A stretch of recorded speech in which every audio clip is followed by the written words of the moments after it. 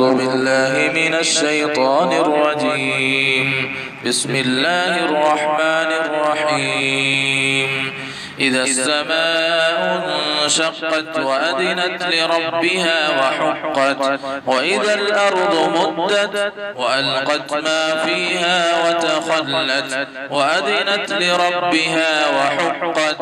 يا أيها الإنسان إنك كادح إلى ربك كدحا فملاقيه فأما من أوتي كتابه بيمينه فسوف يحاسب حسابا يسيرا وينقلب إلى أهله مسرورا وأما من أوتي كتابه وراء ظهره فسوف يدعو ثبورا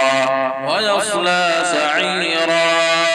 إنه كان في أهله مسرورا إنه ظن أن لن يحور بلى إن ربه كان به بصيرا فلا أقسم بالشفق والليل وما وسق والقمر إذا اتسق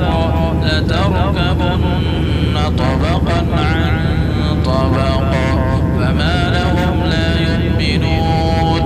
وإذا قرئ عليهم القرآن لا يسجدون بل الذين كفروا يكذبون والله أعلم بما يوعون فبشرهم بعذاب أليم